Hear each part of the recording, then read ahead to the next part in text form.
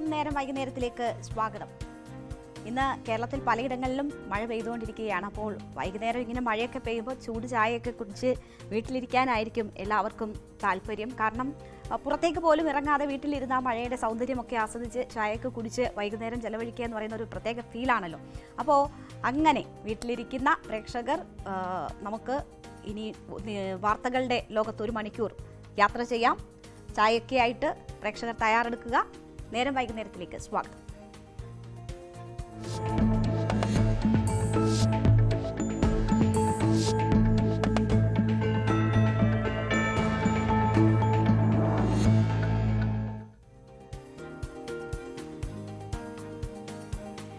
ചേർത്തലയിലെ സ്ത്രീകളുടെ തിരോധാനം, അതിൽ psycho കില്ലറായ serial കില്ലറായ Sebastian, ഇതൊന്നും കേരളം മറന്നിട്ടില്ല. ഇതുമായി ബന്ധപ്പെട്ടുള്ള കൂടുതൽ വാർത്തകൾ പ്രേക്ഷകരിലേക്ക് എത്തിച്ചത് ന്യൂസ് 18 ആണ്. ഞങ്ങളുടെ പ്രതിനിധി ശരണ്യ സ്നേഹജനാണ് ഓരോ ദിവസവും ഇതുമായി ബന്ധപ്പെട്ടുള്ള വിവരങ്ങൾ പുറത്തുവിട്ടത്. ഇന്നും നിർണായകമായ ഒരു വിവരം ശരണ്യ പുറത്തുവിട്ടിരിക്കുകയാണ്. നമുക്കറിയാം, ജൈനമ തിരോധാനം മുതലാണ് സെബാസ്റ്റ്യന്റെ വിവരങ്ങൾ പുറം ലോകത്തേക്ക് ചർച്ചയായി വന്നത്. അതിന് പിന്നാലെ ബിന്ദു പത്മനാഭന്റെ തിരോധാനവുമായി ബന്ധപ്പെട്ട വാർത്തകളും ന്യൂസ് 18 നൽകി. ബിന്ദു പത്മനാഭന്റെ തിരോധാനം ഉണ്ടാകുന്നത് 2006-ലാണ്.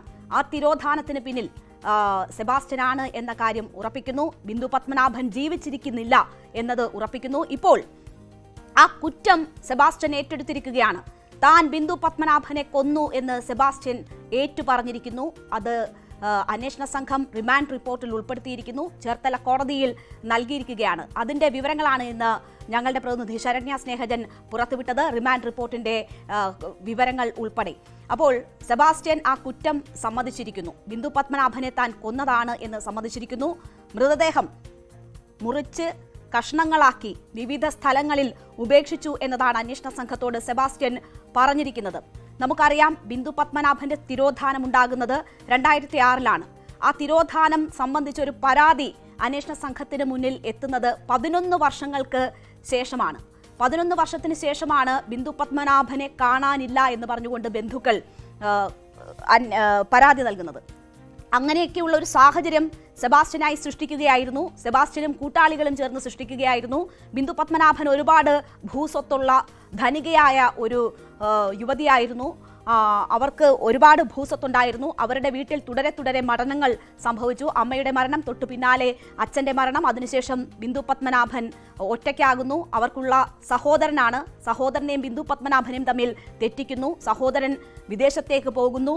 പിന്നീട് ബിന്ദു പത്മനാഭൻ ഒറ്റയ്ക്കാകുന്നു. ബിന്ദു പത്മനാഭന്റെ പേരിലുള്ള സ്വത്തുക്കൾ സെബാസ്റ്റ്യൻ ഇടപെട്ട് കൈമാറ്റം ചെയ്യുന്നു. അതിനുശേഷം ഒരു തവണ മാത്രം ബിന്ദു പത്മനാഭനെ സ്ഥലം കൈമാറുന്നവരുടെ മുന്നിലെത്തിക്കുന്നു. പിന്നീട് ബിന്ദു പത്മനാഭന്റെ രേഖകളുടെ വ്യാജ ID കാർഡുകൾ ഉപയോഗിച്ച് ബാക്കി പ്രോസസ് പൂർത്തിയാക്കി ആ ഭൂമി ഇടപാട് നടത്തുന്നു. ഇതൊക്കെ നമുക്ക് മുന്നിലേക്ക് വന്ന വിവരങ്ങളാണ്.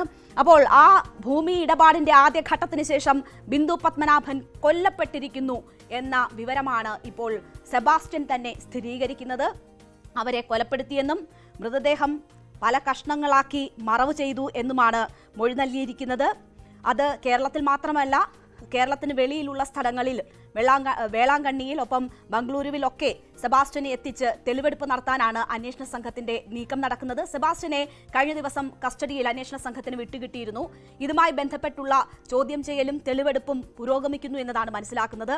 നമുക്കറിയാം, എപ്പോഴാണ് സെബാസ്റ്റ്യന് ഈ തിരോധാനങ്ങളിൽ പങ്കുണ്ട് എന്ന വ്യക്തമായ വിവരം പുറത്തു വരുന്നത് എന്ന് നോക്കിയാൽ അത് ജൈനമ്മ തിരോധാന കേസ് അന്വേഷണത്തിലൂടെയാണ്. ബിന്ദു പത്മനാഭന്റെ തിരോധാനമൊക്കെ പോലീസ് അന്വേഷണ സംഘങ്ങൾ കുറച്ചുനാൾ അന്വേഷിച്ച് യാതൊരു വിവരമില്ല എന്ന് പറഞ്ഞ് എഴുതിത്തള്ളിയ കേസുകളാണ്. ജൈനമ്മയുടെ തിരോധാനം സംഭവിക്കുന്നു, അതിന് പിന്നാലെ അന്വേഷണം നടക്കുന്നു. അതിൽ സെബാസ്റ്റ്യനിലേക്ക് അന്വേഷണ സംഘം എത്തുന്നു. കോട്ടയത്തെ അന്വേഷണ സംഘമാണ് സെബാസ്റ്റ്യൻ ഒഴിഞ്ഞുമാറാൻ കഴിയാത്ത തരത്തിലേക്ക് കാര്യങ്ങൾ അയാളെ കുടുക്കുന്നത്. അങ്ങനെ സെബാസ്റ്റ്യനിലേക്ക് അന്വേഷണം എത്തിയതിനു ശേഷം അയാളുടെ വീട്ടിൽ പരിശോധന നടക്കുന്നു. അവിടെ നിന്ന് രക്തക്കറയും മൃതദേഹ അവശിഷ്ടങ്ങളും കണ്ടെത്തുന്നു. അത് DNA പരിശോധനയ്ക്ക് ഉൾപ്പെടെ അയച്ചിരിക്കുന്നു. അപ്പോൾ അവിടെയാണ് എല്ലാത്തിൻ്റെയും തുടക്കം. അതിന് പിന്നാലെ ബിന്ദു പത്മനാഭന്റെ തിരോധാനം, ആയിഷയുടെ തിരോധാനം, ബിന്ദു എന്ന് വിളിക്കുന്ന സിന്ധുവിൻ്റെ തിരോധാനം, ഏലിയാമ്മയുടെ തിരോധാനം, അങ്ങനെ നിരവധി സ്ത്രീകളുടെ തിരോധാനവുമായി സെബാസ്റ്റ്യന് ബന്ധമുണ്ട് എന്ന വിവരങ്ങൾ വരികയാണ്. അപ്പോൾ ജൈനമ്മ കൊലക്കേസുമായി ബന്ധപ്പെട്ടുള്ള അന്വേഷണങ്ങളാണ് പിന്നീട് മരിച്ച സ്ത്രീകൾ ഒരു ഘട്ടത്തിൽ കാണാതാവുകയും ഇപ്പോൾ കൊല്ലപ്പെട്ടു എന്ന് വ്യക്തമാകുന്ന സ്ത്രീകളുടെ ആ അന്വേഷണങ്ങളിലേക്ക് വഴി തുറന്നിരിക്കുന്നത്. ഇപ്പോൾ ഏറ്റവും ഒടുവിൽ സെബാസ്റ്റ്യൻ തന്നെ കുറ്റം സമ്മതിച്ചിരിക്കുന്നു. ബിന്ദു പത്മനാഭന്റെ കേസ് അന്വേഷണത്തിന്റെ ഏതെങ്കിലും ഒരു ഘട്ടത്തിൽ സെബാസ്റ്റ്യനിലേക്ക് അന്വേഷണ സംഘങ്ങൾ എത്തിയിരുന്നു. പക്ഷേ അവിടെ നിന്ന് അത് വഴിമാറ്റിക്കൊണ്ടുപോകാൻ സെബാസ്റ്റ്യന് കഴിഞ്ഞിരുന്നു. ഇപ്പോൾ ഈ കേസുമായി ബന്ധപ്പെട്ട് കൂടുതൽ വിവരങ്ങൾ പുറത്തു വരുമ്പോൾ മനസ്സിലാകുന്നത് സെബാസ്റ്റ്യൻ ഒറ്റയ്ക്കായിരുന്നില്ല എന്ന തരത്തിലുള്ള വിവരങ്ങൾ നേരത്തെ തന്നെ നമുക്ക് ലഭിച്ചിട്ടുള്ളതാണ്. അതിന്റെ സൂചനകൾ ലഭിച്ചിട്ടുള്ളതാണ്. വലിയ ഭൂമാഫിയ ഇതിനു പിന്നിലുണ്ട് എന്നതാണ് സംശയിക്കപ്പെടുന്നത്. അങ്ങനെ വസ്തു ഇടപാടുകളുമായി ബന്ധപ്പെട്ടൊക്കെയുള്ള സ്ത്രീകളെയാണ് കാണാതായിരിക്കുന്നത്. അവരിൽ നിന്ന് പണം അടിച്ചു മാറ്റുക എന്നത് തന്നെയായിരുന്നു ഈ സംഘത്തിന്റെ ലക്ഷ്യം. ഇതിപ്പോൾ മൃതദേഹം കഷ്ണങ്ങളാക്കി സംസ്ഥാനത്തിന് പുറത്ത് വിവിധയിടങ്ങളിൽ ഉപേക്ഷിക്കുന്നതുൾപ്പെടെയുള്ള നടപടികൾ എന്ന് വെച്ചാൽ ഒരു കുറ്റകൃത്യം നടക്കുന്നു, അതിൽ തെളിവ് നശിപ്പിക്കാനുള്ള ശ്രമങ്ങൾ നടക്കുന്നു. അപ്പോൾ അതിൽ സെബാസ്റ്റ്യൻ ഒറ്റയ്ക്കല്ല എന്ന ഒരു നിഗമനത്തിലേക്ക് അന്വേഷണ സംഘവും എത്തുന്നുണ്ട് എന്നതാണ് മനസ്സിലാകുന്നത്. അപ്പോൾ കൂടുതൽ ചോദ്യം ചെയ്യലുകൾ ആവശ്യമായി വരുന്നു. സെബാസ്റ്റ്യന് പിന്നിൽ ആര് എന്നതുൾപ്പെടെയുള്ള കണ്ടെത്തലുകളിലേക്ക് കാര്യങ്ങൾ എത്തേണ്ടതുണ്ട്. സെബാസ്റ്റ്യനുമായി എന്തായാലും കസ്റ്റഡിയിലാണ് സെബാസ്റ്റ്യൻ ഇപ്പോൾ ഉള്ളത്. 6 ദിവസത്തെ കസ്റ്റഡിയാണ് അനുവദിച്ചിരിക്കുന്നത്. സെബാസ്റ്റ്യനുമായി ഈ അന്വേഷണ സംഘം ഈ സ്ഥലങ്ങളിലൊക്കെ എത്തും എന്നതാണ് മനസ്സിലാക്കുന്നത്. ഈ ബിന്ദു പത്മനാഭന്റെ തിരോധാനവുമായി ബന്ധപ്പെട്ടുള്ള കാര്യങ്ങളിൽ കൃത്യമായ തെളിവുകൾ അന്വേഷണ സംഘത്തിന് ലഭിച്ചിട്ടുണ്ട് എന്നതാണ് പറയുന്നത്. ഈ റിമാൻഡ് റിപ്പോർട്ടിൽ CI തന്നെ പറയുന്നത് തനിക്ക് ബോധ്യപ്പെട്ടു. ജൈനമ്മ തിരോധാനവുമായി ബന്ധപ്പെട്ടുള്ള അന്വേഷണങ്ങളും ചോദ്യം ചെയ്യലും നടക്കുമ്പോഴാണ് ബിന്ദു പത്മനാഭൻ കേസിൽ കൃത്യമായി സെബാസ്റ്റ്യനിൽ നിന്ന് മൊഴി ലഭിക്കുന്നത്. ബിന്ദു പത്മനാഭനെ കൊലപ്പെടുത്തിയെന്ന കുറ്റസമ്മത മൊഴി ലഭിക്കുന്നത്. ആ കാര്യത്തിൽ സെബാസ്റ്റ്യനാണ് കൊലപ്പെടുത്തിയത് എന്ന തരത്തിലുള്ള കൃത്യമായ തെളിവുകളും വിവരങ്ങളും ബോധ്യവുമുണ്ട് എന്ന് അന്വേഷണ സംഘം റിമാൻഡ് റിപ്പോർട്ടിൽ പറയുന്നുണ്ട്. അന്വേഷണ സംഘത്തിന് മതിയായിട്ടുള്ള തെളിവുകൾ ലഭിച്ചിട്ടുണ്ട് എന്നതാണ് മനസ്സിലാകുന്നത്. ഇനി മൃതദേഹം ഉപേക്ഷിച്ചു എന്ന് പറയുന്ന, പല ഭാഗങ്ങളാക്കി ഉപേക്ഷിച്ചു എന്ന് പറയുന്ന സ്ഥലങ്ങളിൽ തെളിവെടുപ്പ് നടത്തി അതിന്റെ കൂടുതൽ തെളിവ് ശേഖരണം എന്നതാണ് അന്വേഷണ സംഘം ലക്ഷ്യമിടുന്നത്. എന്തായാലും നമുക്കറിയാം, ഒരു ഘട്ടത്തിൽ കേസന്വേഷണമൊക്കെ തേച്ചു മായ്ച്ചു കളഞ്ഞ് ഒരേ മോഡലിലുള്ള 5ഓളം കൊലപാതകങ്ങൾ സെബാസ്റ്റ്യൻ നടത്തിയിട്ടുണ്ട് എന്നതാണ് കരുതുന്നത്. ആ സംഭവത്തിലാണ് ഇപ്പോൾ ഏതാണ്ട് 20 വർഷം പിന്നിടുമ്പോൾ സെബാസ്റ്റ്യൻ കുറ്റസമ്മതം നടത്തിയിരിക്കുന്നത്. സെബാസ്റ്റ്യൻ ആ കൊലപാതകത്തിന്റെ ഉത്തരവാദിത്വം ഏറ്റെടുത്തിരിക്കുന്നത്. ഇനി മറ്റ് കേസുകളുമായി ബന്ധപ്പെട്ടുള്ള അന്വേഷണത്തിൽ ഈ കുറ്റസമ്മത മൊഴി വളരെ നിർണായകമാകും. ഈ തിരോധാന കേസുകളുടെ അന്വേഷണത്തിൽ തന്നെ ഏറ്റവും നിർണായകമായിട്ടുള്ള ഒരു ദിവസവും ഒപ്പം തന്നെ ഏറ്റവും നിർണായകമായിട്ടുള്ള നടപടികളുമാണ് ഇപ്പോൾ നടന്നുകൊണ്ടിരിക്കുന്നത്. അതുകൊണ്ട് തന്നെ മറ്റ് തിരോധാനങ്ങളുമായി ബന്ധപ്പെട്ടും കൂടുതൽ വിവരങ്ങൾ സെബാസ്റ്റ്യനിൽ നിന്ന് ലഭിക്കും. സെബാസ്റ്റ്യൻ ഒറ്റയ്ക്കല്ല എന്ന് വ്യക്തമായിരിക്കുന്ന ഘട്ടത്തിൽ മറ്റാരൊക്കെ ഇതിന് പിന്നിലുണ്ട് എന്നത് സംബന്ധിച്ചുള്ള അന്വേഷണങ്ങളിലേക്ക് കൂടി അന്വേഷണ സംഘം നീങ്ങുന്നു എന്നതാണ് മനസ്സിലാക്കുന്നത്. ഒപ്പം ഇവരുടെ ലക്ഷ്യങ്ങൾ എന്ത്? പണം തട്ടൽ തന്നെയായിരുന്നു ലക്ഷ്യമെന്ന കാര്യത്തിൽ വ്യക്തതയുണ്ട്. അത് ഒരു ഭൂമാഫിയ ഇതിനു പിന്നിൽ പ്രവർത്തിക്കുന്നു എന്ന് തന്നെയാണ് മനസ്സിലാകുന്നത്. ബിന്ദു പത്മനാഭനെ പോലെയൊക്കെ ഭൂസ്വത്തുള്ള, പണമുള്ള, ഒറ്റപ്പെട്ട് കിടക്കുന്ന സ്ത്രീകളെ, അവരെ ലക്ഷ്യമിട്ട് തന്നെയാണ് ഈ തട്ടിപ്പുകൾ നടന്നിട്ടുള്ളത്. അവരിൽ നിന്ന് പണം തട്ടിയതിനു ശേഷം അവരെ കൊലപ്പെടുത്തുക എന്നതായിരുന്നു രീതി. അപ്പോൾ ഇതുമായി ബന്ധപ്പെട്ട് മറ്റ് കേസുകളിലേക്ക് കൂടി വഴി തുറക്കും ഇപ്പോഴത്തെ അന്വേഷണ സംഘത്തിന്റെ കണ്ടെത്തൽ എന്നതാണ് ലഭിക്കുന്ന വിവരം.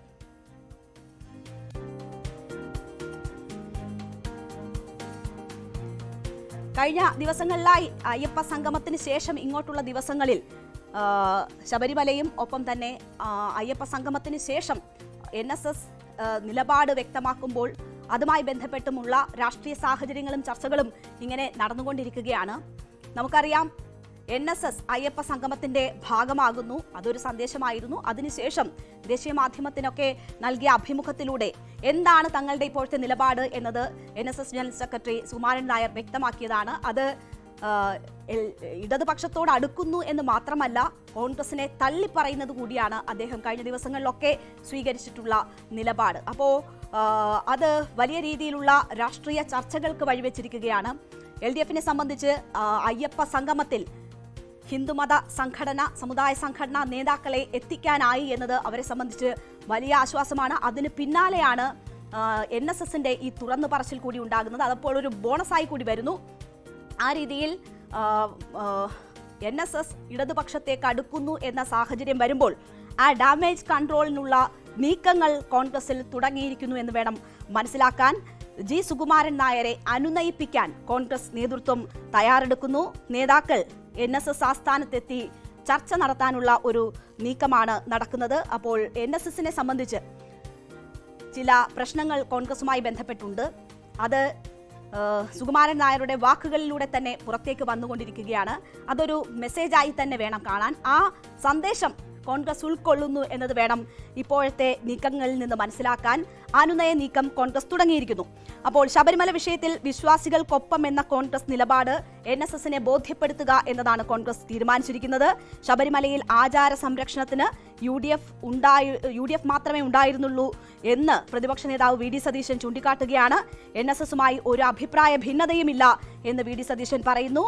ആഗോള അയ്യപ്പ സംഗമത്തിന് UDF പോയിരുന്നുവെങ്കിൽ അപഹാസ്യരാകുമായിരുന്നു എന്ന സാഹചര്യം കൂടി VD സതീശൻ ചൂണ്ടിക്കാട്ടുകയാണ്. അപ്പോൾ നമുക്കറിയാം, ഈ അയ്യപ്പ സംഗമം എന്നത് ഒരു വിഷയം മാത്രമാണ്.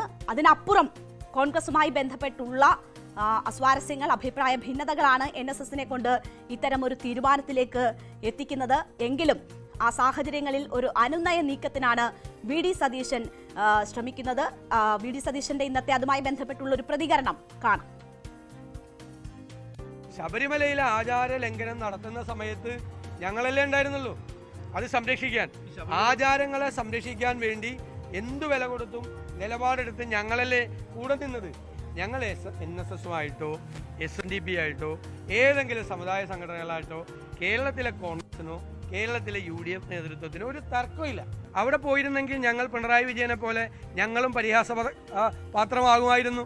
അവിടെ 4200 പേര് വരുമെന്ന് പറഞ്ഞിട്ട് 600 ചില്ലാൻ പേര് മാത്രം പങ്കെടുത്ത പരിപാടി, വിദ്വേഷ പ്രസംഗം നടത്തുന്ന ആളുകളെ എഴുന്നള്ളിച്ചു കൊണ്ടുവന്നത്, ഈ ഇന്ത്യയിലെ ഏറ്റവും വലിയ നരേന്ദ്രമോദിയേക്കാൾ വർഗീയവാദിയായ യോഗി ആദിത്യനാഥിൻ്റെ പ്രസംഗം അവിടെ വായിച്ച് മന്ത്രി കോൾമയിർ കൊണ്ടത്, ഇതിനൊക്കെ ഞങ്ങൾ സാക്ഷിയാകേണ്ടി വരില്ലായിരുന്നു.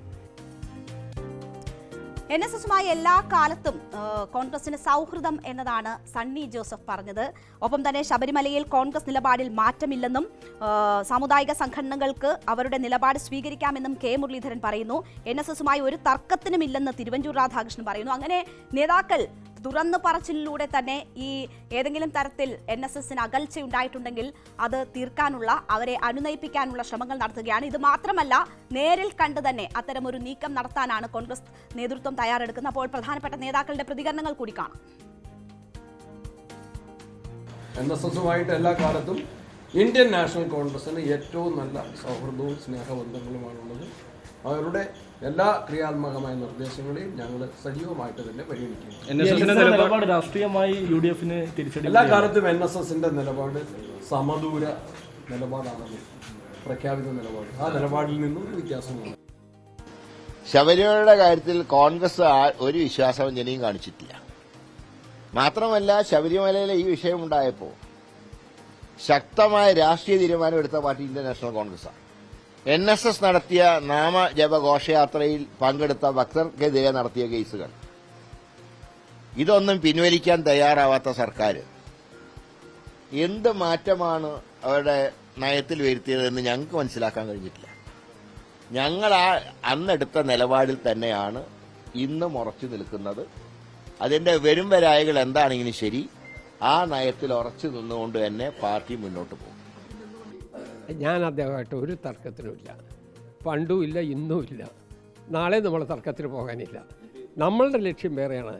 അതുകൊണ്ട് ആ രൂപത്തിൽ നമ്മൾ പോവുക എന്നുള്ളതല്ലാതെ നമുക്ക് വേണ്ടത് എന്താ, വിശ്വാസ സംരക്ഷണം ഇവിടെ നടക്കുമോ ഇല്ലയോ, അതാ പ്രധാനപ്പെട്ട പ്രശ്നം. എന്തായാലും ഒരു തർക്കത്തിനുമില്ല. അനുരഞ്ജന ശ്രമം കോൺഗ്രസിന്റെ ഭാഗത്തുനിന്നും ഉണ്ടാകും എന്നതും വ്യക്തമായിരിക്കുന്നു. NSSന്റെ ഈ തുറന്നു പറച്ചിൽ NSSന്റെ അയ്യപ്പ സംഗമത്തിലെ സാന്നിധ്യം പിന്നീട് സുകുമാരൻ നായർ നടത്തിയ തുറന്നു പറച്ചിൽ അത് കോൺഗ്രസിനെ സംബന്ധിച്ച് വലിയ ബുദ്ധിമുട്ടുണ്ടാക്കുന്നതാണ്, കോൺഗ്രസിനെ പ്രതിരോധത്തിലാക്കുന്നതാണ്, BJPയെയും പ്രതിരോധത്തിലാക്കുന്നതാണ്. കാരണം ശബരിമലയുമായി ബന്ധപ്പെട്ട വിഷയത്തിൽ അവർക്ക് ഒന്നും ചെയ്യാനായിട്ടില്ല എന്ന് തുറന്നു പറയുന്നുണ്ട്. ഒപ്പം കോൺഗ്രസിനെ സംബന്ധിച്ചും അവരുടെ ഇടപെടലും ആത്മാർത്ഥതയില്ലാത്തതാണ്. അവർ ആദ്യം തിരിഞ്ഞു നോക്കിയില്ല, പിന്നീട് ജനങ്ങൾ അത് ഏറ്റെടുത്തപ്പോഴാണ് NSSന്റെ സമരത്തിനൊപ്പം കോൺഗ്രസ് എത്തിയത് തുടങ്ങിയ കാര്യങ്ങൾ പറയുകയാണ്. അത് ഏതെങ്കിലും തരത്തിൽ രാഷ്ട്രീയമായി കൂടി പ്രാധാന്യം എന്നത് NSSന്റെ സമദൂരത്തിൽ നിന്ന് അവർ പിന്നോട്ട് പോകുന്നു എന്ന വ്യക്തമായ സൂചനകൾ സുകുമാരൻ നായരുടെ വാക്കുകളിൽ വന്നപ്പോൾ തന്നെയാണ്. ഇതിൽ PC ജോർജിന്റെ ഒരു പ്രതികരണം, ഇതിങ്ങനെ ഒരു പ്രതികരണം ഉണ്ടാകുമെന്ന്, അല്ലെങ്കിൽ സുകുമാരൻ നായർ ഇങ്ങനെ ഒരു അബദ്ധം കാണിച്ചു എന്ന് അറിയില്ല എന്ന തരത്തിലൊക്കെയാണ് PC ജോർജിന്റെ ഒരു പ്രതികരണം വരുന്നത്. എന്തായാലും അയ്യപ്പ സംഗമത്തിന് പിന്നാലെ സന്യാസി സമൂഹത്തെ ഒന്നിപ്പിക്കാനൊക്കെ BJPയുടെ നേതൃത്വത്തിൽ ശ്രമം നടക്കുന്നു. അപ്പോൾ ഹിന്ദു സമുദായ അംഗങ്ങളെ ഒപ്പം നിർത്തുന്നതിന് ഉള്ള ശ്രമങ്ങൾ രാഷ്ട്രീയ പാർട്ടികൾ ശക്തിപ്പെടുത്തുക തന്നെയാണ്. അത് BJP ആയാലും കോൺഗ്രസ് ആയാലും ചെയ്യുന്നു. കോൺഗ്രസിനെ സംബന്ധിച്ച് നമുക്കറിയാം, കാലാകാലങ്ങളായി NSSന്റെ പിന്തുണ കോൺഗ്രസിന് തന്നെ ലഭിച്ചുകൊണ്ടിരിക്കുന്ന ഒരു സാഹചര്യം ഉണ്ടായിരുന്നു. അവരെ സംബന്ധിച്ച് അവരുടെ ഒരു അടിസ്ഥാന വോട്ട് എന്ന തരത്തിൽ തന്നെ അവർ കണ്ടിരുന്നതാണ്. എല്ലാ കാലത്തും സമദൂരം എന്ന് പറഞ്ഞാലും കോൺഗ്രസിനോട് അടുത്ത് നിൽക്കുന്നതായിരുന്നു NSSന്റെ നിലപാടുകൾ. അതിന്റെ ഗുണഭോക്താക്കൾ കോൺഗ്രസ് ആയിരുന്നു എന്ന കാര്യത്തിൽ യാതൊരു സംശയമില്ല. ഇപ്പോൾ സുകുമാരൻ നായർ ഇങ്ങനെ ഒരു നിലപാട് സ്വീകരിക്കുകയും അത് പരസ്യമാക്കുകയും ചെയ്യുമ്പോൾ കോൺഗ്രസിനെ സംബന്ധിച്ച് വലിയ ആശങ്കകൾ ഉടലെടുത്തിരിക്കുകയാണ്. പിന്നീട് മാത്രവുമല്ല, NSS എന്തുകൊണ്ട് ഇത്തരമൊരു നിലപാട് ഈ ഘട്ടത്തിൽ സ്വീകരിക്കുന്നു? തദ്ദേശ തെരഞ്ഞെടുപ്പും നിയമസഭാ തെരഞ്ഞെടുപ്പും വരാനിരിക്കുന്ന ഈ ഒരു അവസരത്തിൽ എന്തുകൊണ്ട് ഈ നിലപാട് സ്വീകരിക്കുന്നു എന്നത് വലിയ രീതിയിലുള്ള ചർച്ചകൾക്ക് വഴിവെച്ചിരിക്കുകയാണ്. ആത്മാർത്ഥമാണോ NSSന്റെ ഈ നിലപാട്, അതോ ആർക്കെങ്കിലുമുള്ള സന്ദേശമാണോ എന്ന തരത്തിൽ കൂടി ചർച്ചകൾ ബലപ്പെട്ടിരിക്കുകയാണ്. അപ്പോൾ കോൺഗ്രസിൽ VD സതീശൻ പ്രതിപക്ഷ നേതാവായി വന്ന കാലഘട്ടത്തിന് ശേഷമാണ് കോൺഗ്രസും NSSും തമ്മിലുള്ള ഈ അകൽച്ച എന്നത് വളരെ പ്രകടമാണ്. സമുദായ നേതാക്കളുടെ തിണ്ണ നിരങ്ങാനില്ല എന്നത് VD സതീശന്റെ പ്രഖ്യാപിത നിലപാടാണ്. അന്ന് മുതലുള്ള ഈ അകൽച്ച നമുക്ക് പ്രകടവുമാണ്. ആ ഒരു സാഹചര്യത്തിൽ ഏതെങ്കിലും തരത്തിലുള്ള സമ്മർദ്ദ തന്ത്രമാണോ NSS നടത്തുന്നത് എന്ന തരത്തിൽ രാഷ്ട്രീയ കേന്ദ്രങ്ങളിൽ ചർച്ചകൾ നടക്കുന്നുണ്ട്. ഈ ഒരു സാഹചര്യം കൂടി മുന്നിൽ കണ്ടുകൊണ്ടാണ് ഇപ്പോൾ കോൺഗ്രസ് അനുരഞ്ജന നീക്കത്തിലേക്ക് എത്തുന്നത്. VD സതീശൻ തന്നെ അക്കാര്യങ്ങളുമായി ബന്ധപ്പെട്ടൊക്കെ മാധ്യമങ്ങൾക്ക് മുന്നിൽ വന്നത്. എന്തായാലും കോൺഗ്രസിനെ സംബന്ധിച്ച് ആശങ്കപ്പെടുത്തുന്നതാണ് ഈ സാഹചര്യങ്ങൾ. അതിൽ എന്താണ് സംഭവിക്കുന്നത് എന്നത് കേരള രാഷ്ട്രീയത്തെ സംബന്ധിച്ചും വളരെ പ്രധാനപ്പെട്ട ഒരു കാര്യമായി വരുന്നു. എന്തായാലും ആ പ്രശ്നങ്ങൾ പറഞ്ഞു തീർക്കാൻ പറ്റുന്ന പ്രശ്നങ്ങളാണെങ്കിൽ അത് പരിഹരിക്കുക എന്നതാണ് കോൺഗ്രസ് ലക്ഷ്യമിട്ടിരിക്കുന്നത്. കോൺഗ്രസിൽ തന്നെ ഒരു വിഭാഗത്തിന്റെ കൂടി പിന്തുണ ഇത്തരം നീക്കത്തിന് പിന്നിലുണ്ട് എന്ന തരത്തിലുള്ള സംശയങ്ങളുണ്ട്. അതൊക്കെ എങ്ങനെ പരിഹരിക്കപ്പെടും എന്നത് നമ്മൾ കാത്തിരുന്ന് തന്നെ കാണണം. എന്തായാലും കേരള രാഷ്ട്രീയവുമായി ബന്ധപ്പെട്ട് വളരെ പ്രസക്തി ഇപ്പോൾ നടക്കുന്ന ഈ ചർച്ചകൾക്ക് ഉണ്ട് എന്ന കാര്യത്തിൽ യാതൊരു സംശയവുമില്ല. എപ്പോഴും താക്കോൽ സ്ഥാനം പറഞ്ഞുകൊണ്ട് ഉള്ള രാഷ്ട്രീയ ഇടപെടലുകൾ നേരത്തെയും NSSന്റെ ഭാഗത്തു നിന്ന് ഉണ്ടായിട്ടുള്ളത് നമ്മൾ കണ്ടിട്ടുള്ളതാണ്. അപ്പോൾ അങ്ങനെ ഒരു നിർണായക ഇടപെടൽ വീണ്ടും NSSന്റെ ഭാഗത്തു നിന്നും ഉണ്ടാകുമ്പോൾ അത് കോൺഗ്രസ് എങ്ങനെ പരിഹരിക്കുന്നു എന്നത് നമുക്ക് കാത്തിരുന്ന് തന്നെ കാണാം. ഏത് തരത്തിൽ അവർ അത് പരിഹരിക്കാൻ ശ്രമിക്കുന്നു എന്നത് വരുന്ന തെരഞ്ഞെടുപ്പുകളെ സംബന്ധിച്ചും വളരെ നിർണായകമായിരിക്കും.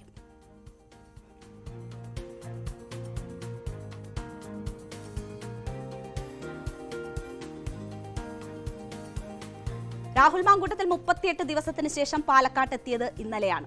രാഹുൽ മാങ്കൂട്ടത്തിൽ ഇനിയും തുടർന്ന് പാലക്കാട് തന്നെ ഉണ്ടാകും എന്നതാണ് അറിയുന്നത്.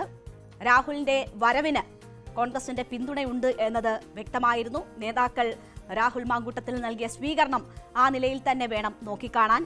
പ്രാദേശികമായി നേതാക്കളുടെ സാന്നിധ്യം എല്ലായിടത്തും നമ്മൾ കണ്ടതാണ്. മുതിർന്ന നേതാക്കൾ ഉൾപ്പെടെയുള്ളവർ രാഹുലിനെ അകറ്റി നിർത്തിയിട്ടില്ല എന്നത് നമ്മൾ കണ്ടതാണ്. നമുക്കറിയാം, ജില്ലാ നേതൃത്വത്തിനിടയിൽ വലിയ അതൃപ്തി രാഹുലിന്റെ വരവുമായി ബന്ധപ്പെട്ടുണ്ടായിരുന്നുവെങ്കിലും അതിൽ മാറ്റം വന്നിട്ടുണ്ട് എന്ന് വേണം മനസ്സിലാക്കാൻ. അതിന്റെ കൂടി അടിസ്ഥാനത്തിലാണ് രാഹുൽ മാങ്കൂട്ടത്തിൽ അവിടെ എത്തിയത്. DCC അധ്യക്ഷൻ ഉൾപ്പെടെയുള്ളവർ ആ ഒരു നിലപാട് മാറ്റം പ്രതിഫലിക്കുന്ന രീതിയിൽ ഇന്ന് മാധ്യമങ്ങൾക്ക് മുന്നിൽ എത്തുകയും ചെയ്തു. രാഹുൽ മാങ്കൂട്ടത്തിൽ എത്തി. രാഹുലിനെതിരെ വലിയ പ്രതിഷേധങ്ങളില്ല. രാഹുൽ ഇനിയും മണ്ഡലത്തിൽ തുടരാൻ പോകുന്നു. അപ്പോൾ ആ പ്രശ്നം അവസാനിക്കുന്നോ എന്ന് തോന്നിയിരിക്കുന്ന ഇടത്താണ് ഇന്ന് CPM ജില്ലാ സെക്രട്ടറി ഷാഫി പറമ്പിലിനെ ലക്ഷ്യമിട്ടുകൊണ്ട് ചില കാര്യങ്ങൾ പറഞ്ഞിരിക്കുന്നത്. അപ്പോൾ ഈ പ്രശ്നം ഇവിടെ അവസാനിക്കുന്നില്ല എന്നത് വ്യക്തമാക്കുന്ന പരാമർശങ്ങളാണ് CPM ജില്ലാ സെക്രട്ടറിയുടെ ഭാഗത്തു നിന്നും ഉണ്ടായിരിക്കുന്നത്.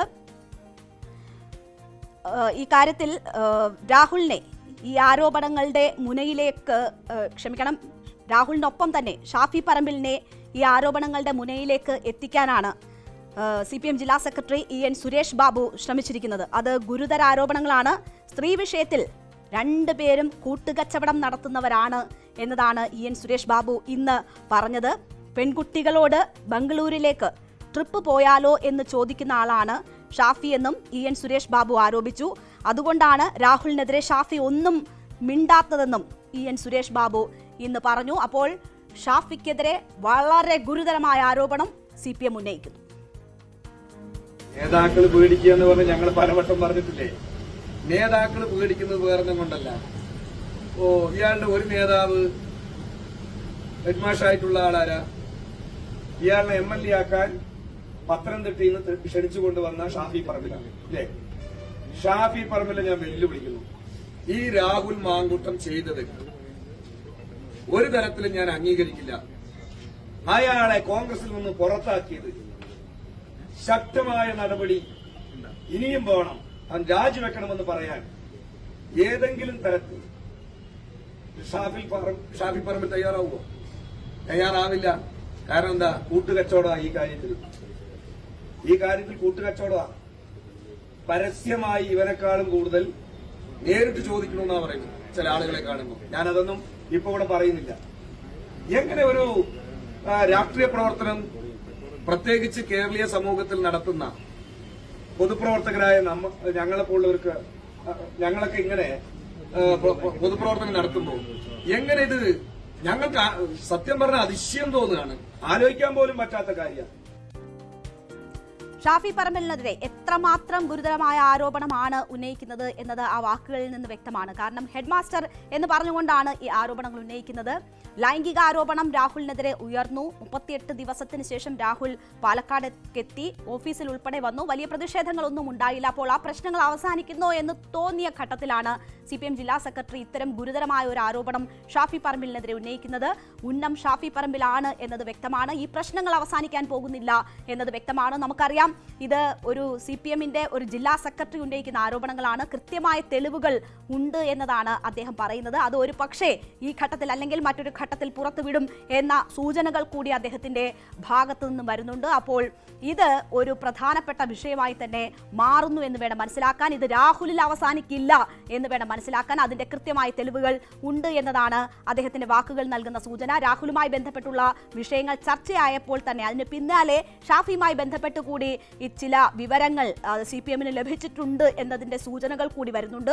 അപ്പോൾ അത് എപ്പോൾ വേണം പുറത്തുവിടാൻ എന്നുള്ള കാര്യങ്ങളിൽ ഇപ്പോഴും CPM ഒരു തീരുമാനത്തിലേക്ക് എത്തിയിട്ടില്ല എന്ന് തോന്നുന്നു എന്ന തരത്തിലാണ് അദ്ദേഹത്തിന്റെ വാക്കുകൾ വരുന്നത്. പക്ഷേ ഇത് ഒരു വിഷയം മറ്റൊരു കാര്യവും ചൂണ്ടിക്കാട്ടാനില്ലാത്തപ്പോൾ ഉന്നയിക്കുന്ന ഒരു വിഷയം എന്ന് പറഞ്ഞുകൊണ്ടാണ് ഇതിനെതിരെ ഷാഫി പറമ്പിൽ രംഗത്ത് വരുന്നത്.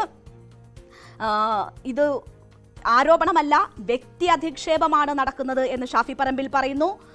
അധിക്ഷേപങ്ങളുടെ രാഷ്ട്രീയം മുറുകെ പിടിച്ചുകൊണ്ടാണ് CPM മുന്നോട്ട് പോകുന്നത്. ഇതാണോ CPMന്റെ രാഷ്ട്രീയം? ഇതാണോ CPM അടുത്ത തെരഞ്ഞെടുപ്പിലെ അവരുടെ മാനിഫെസ്റ്റോ തുടങ്ങിയ കാര്യങ്ങൾ ഷാഫി പറമ്പിൽ ചോദിക്കുകയാണ്. ഒരു ജില്ലാ സെക്രട്ടറിയെ കൊണ്ട് ഇത്തരം ഗുരുതരമായ ഇങ്ങനെയൊക്കെ സംസാരിപ്പിക്കുക എന്നതാണോ തെരഞ്ഞെടുപ്പിലേക്ക് CPM ഒരുക്കി വെക്കേണ്ട മാനിഫെസ്റ്റോ എന്നതാണ് ഷാഫി പറമ്പിൽ ചോദിച്ചിരിക്കുന്നത്. അപ്പോൾ ഒരു ജില്ലാ സെക്രട്ടറി ഇങ്ങനെ വ്യക്തി അധിക്ഷേപം നടത്തുന്ന ആളായി തരം താണിരിക്കുന്നു എന്ന തരത്തിൽ ഷാഫി പറമ്പിൽ ഇതിനെ പ്രതിരോധിക്കാൻ ശ്രമിക്കുന്നതാണ് നമ്മൾ കാണുന്നത്. CPMന്റെ മാനിഫെസ്റ്റോ ഇതാണോ എന്ന് ഷാഫി പറമ്പിൽ ചോദിക്കുന്നു. ഇതിനുശേഷം EN സുരേഷ് ബാബു മാധ്യമങ്ങളെ കാണുന്നുണ്ട്. അപ്പോൾ സുരേഷ് ബാബു പറഞ്ഞത് താൻ ആരുടെയും പേര് പറഞ്ഞില്ല. ഹെഡ്മാസ്റ്റർ എന്ന് പറഞ്ഞപ്പോൾ മാധ്യമങ്ങൾ ഹെഡ്മാസ്റ്റർ ആരാണ് എന്നത് മനസ്സിലാക്കി.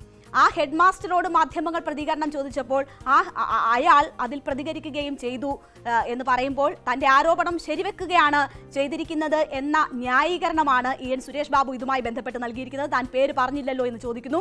അതിനുശേഷവും ഈ കാര്യങ്ങളുടെ ഉത്തരവാദിത്തം ഇനി താൻ തന്നെ ഏറ്റെടുക്കുന്നു എന്ന കാര്യം EN സുരേഷ് ബാബു പറയുന്നുണ്ട്. ഏതെങ്കിലും സാഹചര്യത്തിൽ തെളിവുകൾ പുറത്തേക്ക് വിടേണ്ടത് വന്നാൽ അത് താൻ ചെയ്യുമെന്ന് കൂടി പറയുന്നു. അപ്പോൾ ഷാഫിയോട് മാധ്യമങ്ങൾ ചോദിച്ചിരുന്നു നിയമപരമായ ഏതെങ്കിലും നീക്കം ഈ വിഷയവുമായി ബന്ധപ്പെട്ട് നടത്തുമോ എന്ന് ചോദിക്കുമ്പോൾ വേണമെങ്കിൽ നടത്തും എന്ന കാര്യമാണ് ഷാഫി പറമ്പിൽ പറയുന്നത്. അങ്ങനെ നിയമപരമായി പോവുകയാണെങ്കിൽ കയ്യിലുള്ള തെളിവുകൾ കൊടുക്കാം എന്ന് EN സുരേഷ് ബാബുവും പറയുന്നു. അപ്പോൾ രാഹുൽ മാങ്കൂട്ടത്തിലിന്റെ വിഷയം ഷാഫി പറമ്പിൽ തന്നെ മുൻകൈ എടുത്തുകൊണ്ട് നേതൃത്വത്തെ പോലും വെല്ലുവിളിച്ചുകൊണ്ട് രാഹുൽ മാങ്കൂട്ടത്തിലിനെ നിയമസഭയിലെത്തിക്കുന്നു, രാഹുൽ മാങ്കൂട്ടത്തിലിനെ പാലക്കാട് മണ്ഡലത്തിലെത്തിക്കുന്നു. അങ്ങനെ ആ പ്രശ്നങ്ങൾ തീരുന്നു എന്ന് വരുന്ന ഒരു ഘട്ടത്തിലാണ് ഈ ഷാഫിക്കെതിരായിട്ടുള്ള CPM-ന്റെ ഈ തുറന്നു പറച്ചിൽ കൂടി ഉണ്ടാകുന്നത്. അത് കൃത്യമായ തെളിവുകളുടെ അടിസ്ഥാനത്തിലാണ് എന്ന ഒരു അവകാശവാദം CPM-നുണ്ട്. അത് ഏത് ഘട്ടത്തിൽ അവർ പുറത്തുവിടുന്നു എന്നത് നമ്മൾ കാത്തിരുന്ന് തന്നെ കാണേണ്ടി വരും. എന്തായാലും ഗുരുതരമായ ആരോപണങ്ങളാണ്. കോൺഗ്രസിനെ സംബന്ധിച്ച് നമ്മൾ നേരത്തെ അയ്യപ്പ സംഗമവുമായി ബന്ധപ്പെട്ട് പറഞ്ഞ വിഷയത്തിലായാലും കോൺഗ്രസിനെ പ്രതിരോധത്തിലാക്കുന്നതാണ് NSS ഉൾപ്പെടെയുള്ള സംഘടനകൾ, സമുദായ സംഘടനകൾ സ്വീകരിക്കുന്ന നിലപാട്. ഇവിടെ ഇപ്പോൾ രാഹുൽ മാങ്കൂട്ടത്തിലിന്റെ വിഷയം തീർച്ചയായും അടുത്ത തെരഞ്ഞെടുപ്പുകളിൽ കോൺഗ്രസിനെ സംബന്ധിച്ച് അവർ ഉത്തരം പറയേണ്ടി വരുന്ന വിഷയം തന്നെയാണ്. അതിന് പിന്നാലെയാണ് ഷാഫി പറമ്പിലിനെതിരെയും ഗുരുതരമായ ഒരു ആരോപണം ഉണ്ടാകുന്നത്. കേരള രാഷ്ട്രീയം പരിശോധിച്ചാൽ ഇത്തരത്തിലുള്ള സംഭവങ്ങൾ വലിയ സ്വാധീനം ചെലുത്തിയിട്ടുണ്ട് എന്നത് നമ്മൾ കാണാതിരുന്നുകൂടാ. എന്തായാലും എന്താണ് CPM-ന് ലഭിച്ചിരിക്കുന്ന തെളിവുകൾ, അവരത് പുറത്തുവിടുമോ, ഷാഫി കുടുങ്ങുമോ എന്നതൊക്കെ നമുക്ക് കാത്തിരുന്ന് തന്നെ കാണേണ്ടി വരും.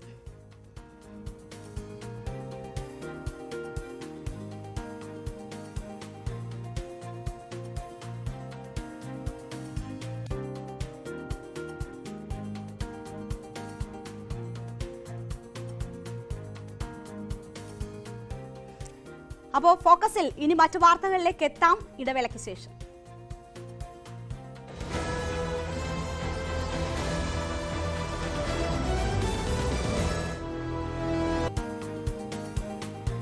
ഒരു നിർണായക കൂടിക്കാഴ്ച നടക്കാൻ പോകുന്ന ദിവസമാണ് ഇന്ന്. പാകിസ്ഥാൻ പ്രധാനമന്ത്രി ഷഹബാസ് ഷെരീഫ് വൈറ്റ് ഹൌസിൽ അമേരിക്കൻ പ്രസിഡന്റ് ഡൊണാൾഡ് ട്രംപുമായി ഇന്ന് കൂടിക്കാഴ്ച നടത്തും. അപ്പോൾ ഈ കൂടിക്കാഴ്ചയ്ക്ക് വലിയ പ്രാധാന്യം തന്നെയുണ്ട്. ഒന്ന്, ഇന്ത്യയും പാകിസ്ഥാനും തമ്മിൽ നിലനിൽക്കുന്ന സംഘർഷങ്ങളുടെ സാഹചര്യം, അതിനിടയിൽ നടക്കുന്ന കൂടിക്കാഴ്ച എന്ന പ്രത്യേകതയുണ്ട്. മറ്റൊന്ന്, അമേരിക്ക ഇന്ത്യ ബന്ധം വഷളായിരിക്കുന്ന സാഹചര്യമാണ്. ആ സാഹചര്യത്തിൽ നടക്കുന്ന കൂടിക്കാഴ്ചയാണ് ഇത് എന്ന പ്രാധാന്യം കൂടിയുണ്ട്. അതുകൊണ്ട് തന്നെ ഇന്ത്യ ഉറ്റുനോക്കുന്നുണ്ട് ഈ കൂടിക്കാഴ്ച എന്തൊക്കെയാണ് അവിടെ ചർച്ചയാകുന്നത്, അതിൻ്റെ അവസാനമുണ്ടാകുന്ന റിസൾട്ട് എന്താണ് എന്നത് ഇന്ത്യ ഉറ്റുനോക്കുകയാണ്. അപ്പോൾ അത്ര പ്രാധാന്യമുള്ള ഒരു കൂടിക്കാഴ്ചയാണ് ഇന്ന് വൈറ്റ് ഹൌസിൽ നടക്കാൻ പോകുന്നത്. അമേരിക്കൻ പ്രസിഡന്റും ഡൊണാൾഡ് ട്രംപും പാകിസ്ഥാൻ പ്രധാനമന്ത്രി ഷഹബാസ് ഷെരീഫും തമ്മിൽ നടക്കാൻ പോകുന്നത്. ഷഹബാസ് ഷെരീഫിന് പുറമെ അവരുടെ സൈനിക മേധാവി അസിം മുനീറും ഒപ്പം തന്നെ മറ്റ് ഇഷാഖ് ധർ ഉൾപ്പെടെയുള്ള പ്രധാനപ്പെട്ട മന്ത്രിമാരും ഈ സംഘത്തിനൊപ്പം ഉണ്ട് എന്നതാണ് വരുന്നത്. അങ്ങനെയാണെങ്കിൽ വളരെ വിശദമായ ചർച്ച തന്നെ പാകിസ്ഥാനും അമേരിക്കയ്ക്കും ഇടയിൽ നടക്കുന്നു എന്ന് വേണം കരുതാൻ. അപ്പോൾ ഈ കൂടിക്കാഴ്ചയുടെ ഒരു പ്രാധാന്യം മറ്റൊരു തരത്തിൽ നോക്കിയാൽ 2019 ഏറ്റവും അവസാനമായി ഒരു അമേരിക്കൻ പ്രസിഡന്റും പാകിസ്ഥാൻ പ്രധാനമന്ത്രിയുമായുള്ള കൂടിക്കാഴ്ച നടക്കുന്നത്. അന്ന് അമേരിക്കൻ പ്രസിഡന്റായിരുന്ന ജോ ബൈഡനും പാകിസ്ഥാന്റെ അന്നത്തെ പ്രധാനമന്ത്രിയായിരുന്ന ഇമ്രാൻഖാനുമായിട്ടാണ് 2019 ഒരു കൂടിക്കാഴ്ച നടക്കുന്നത്. അതിനുശേഷം മറ്റൊരു കൂടിക്കാഴ്ച ഉണ്ടായിട്ടില്ല എന്നതാണ് സാഹചര്യം. അതിനുശേഷം നടക്കുന്ന ആദ്യ കൂടിക്കാഴ്ച എന്ന നിലയിൽ വലിയ പ്രാധാന്യം ഇപ്പോഴത്തെ കൂടിക്കാഴ്ചയ്ക്കുണ്ട്. അതിനുശേഷം ഒരു ടെലഫോണിക് സംഭാഷണം പോലും നടന്നിട്ടില്ല എന്നൊരു പ്രാധാന്യം കൂടി ഉണ്ട്. അപ്പോൾ ഇസ്ലാമാബാദിനെ സംബന്ധിച്ച്, പാകിസ്ഥാനെ സംബന്ധിച്ച് ഈ കൂടിക്കാഴ്ച അതുകൊണ്ട് തന്നെ വളരെ പ്രാധാന്യം ഉള്ള ഒരു വിഷയമാവുകയാണ്.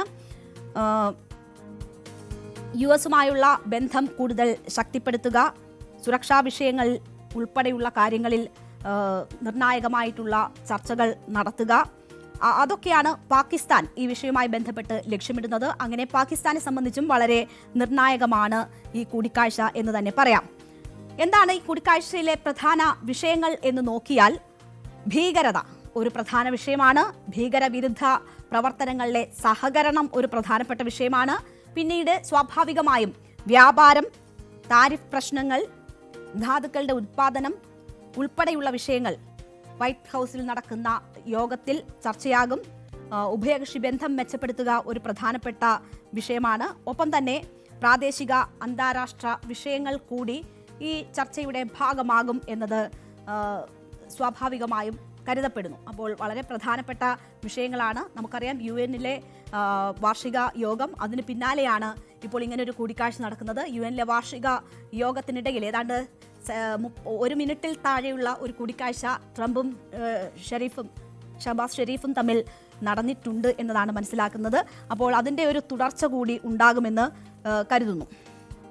ഈ കൂടിക്കാഴ്ച ഇന്ത്യയെ ബാധിക്കുന്നത് എങ്ങനെ എന്ന് നമുക്ക് പരിശോധിക്കാം.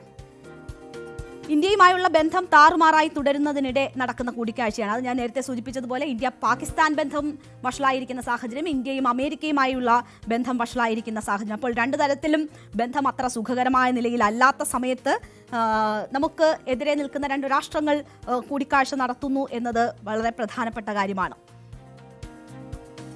ജൂണിൽ പാകിസ്ഥാൻ സൈനിക മേധാവി അസിം മുനീറിന് ട്രംപ് വിരുന്നൊരുക്കിയിരുന്നു. അത് ആഗോളതലത്തിൽ തന്നെ വലിയ ചർച്ചയായ വിഷയമാണ്. ആദ്യമായാണ് ഒരു സൈനിക മേധാവിയെ വൈറ്റ് ഹൗസിലേക്ക് ക്ഷണിക്കുകയും വിരുന്നൊരുക്കുകയും ചെയ്തിരിക്കുന്നത്. അങ്ങനെ ഒരു കൂടിക്കാഴ്ച ആഗോളതലത്തിൽ തന്നെ വലിയ ചർച്ചയായത് നമ്മൾ കണ്ടു. അതിന് പിന്നാലെയാണ് ഇപ്പോൾ പ്രധാനമന്ത്രി കൂടി അവിടേക്ക് എത്തുന്നത്. ജൂലൈയിൽ അസിം മുനീറിന്റെ കൂടിക്കാഴ്ചയ്ക്ക് ശേഷം ജൂണിലാണ് അസിം മുനീറുമായുള്ള കൂടിക്കാഴ്ച. അതിന് പിന്നാലെ തൊട്ടടുത്ത മാസം പാകിസ്ഥാനും അമേരിക്കയും തമ്മിൽ വ്യാപാര കരാർ ഒപ്പുവെക്കുന്നത് നമ്മൾ കണ്ടു. വെറും 19% താരിഫ്. ഇന്ത്യക്ക് 50% താരിഫ് ഏർപ്പെടുത്തുമ്പോഴാണ് പാകിസ്ഥാന് 19% എന്നത് ഓർക്കണം. അങ്ങനെ 19% താരിഫിൽ കരാർ ഒപ്പുവെച്ചു. ഇന്ത്യയുമായുള്ള കരാർ ഇതുവരെ എങ്ങും എത്തിയിട്ടില്ല എന്നതുകൂടി നമ്മൾ ഓർക്കണം. ചർച്ചകൾ പുരോഗമിച്ചുകൊണ്ടിരിക്കുകയാണ്. ഒരു ഘട്ടത്തിൽ അത് ആകെ താറുമാറായ നിലയിലാണ് എങ്കിൽ കഴിഞ്ഞ ദിവസങ്ങളിൽ അമേരിക്കയിൽ നടന്ന ചർച്ചകളിലൂടെയാണ് ഇപ്പോൾ വ്യാപാര കരാറിൽ അല്പമെങ്കിലും പുതുജീവൻ വെച്ചിരിക്കുന്നത്. അതിന്റെ ചർച്ചകൾ തുടങ്ങിയിരിക്കുന്നത്. ഒരു പക്ഷേ നവംബർ ആകുമ്പോഴേക്ക് കരാർ യാഥാർത്ഥ്യമാകും എന്ന പ്രതീക്ഷയാണ് ഇപ്പോഴുള്ളത്. ഈ അമേരിക്കയും ഇന്ത്യയും തമ്മിലുള്ള പ്രശ്നങ്ങൾ താരിഫിൽ മാത്രം ഒതുങ്ങുന്നതല്ല. കഴിഞ്ഞ ദിവസങ്ങളിൽ നമ്മൾ കണ്ടതാണ് H-1B വിസയുമായി ബന്ധപ്പെട്ട് ഇന്ത്യ അമേരിക്ക പ്രതിസന്ധി ഉടലെടുത്തിട്ടുണ്ട്. ഏറ്റവും കൂടുതൽ ഈ H-1B വിസ നയങ്ങളിലെ മാറ്റം, ഫീസ് ഉയർത്തിയതും പിന്നീട് കൊണ്ടുവന്ന നയം മാറ്റങ്ങളും എല്ലാം ബാധിക്കുന്നത് ഇന്ത്യക്കാരെയാണ്. ഇന്ത്യയുടെ IT വിദഗ്ധരെയാണ് അത് ബാധിക്കാൻ പോകുന്നത്. അത് വലിയ ആശങ്കയായി തന്നെ നിലനിൽക്കുന്നു. അതിന്റെ സാഹചര്യങ്ങൾ ഇന്ത്യ പഠിക്കുകയാണ്. ചില സമ്മർദ്ദ തന്ത്രങ്ങൾ ഇന്ത്യയുടെ ഭാഗത്തു നിന്നും ഉണ്ടാകുന്നുണ്ട്.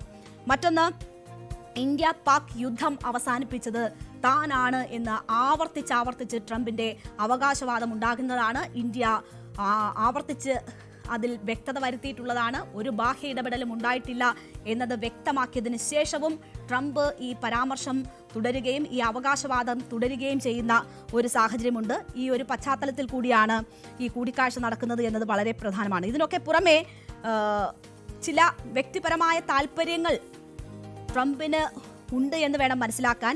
ട്രംപിന്റെ വ്യക്തിപരമായ താല്പര്യങ്ങളും പാകിസ്ഥാനുമായി ബന്ധപ്പെട്ട് നടക്കുന്ന ഈ ചർച്ചകൾക്ക് പിന്നിലുണ്ട് എന്ന് വേണം മനസ്സിലാക്കാൻ. അത് അസിം മുനീറിന്റെ കൂടിക്കാഴ്ചയുമായി ബന്ധപ്പെട്ടും അത്തരം ട്രംപിന്റെ വ്യക്തിപരമായ താല്പര്യങ്ങൾ അതിന് പിന്നിലുണ്ട് എന്ന കാര്യം വ്യക്തമായിരുന്നു.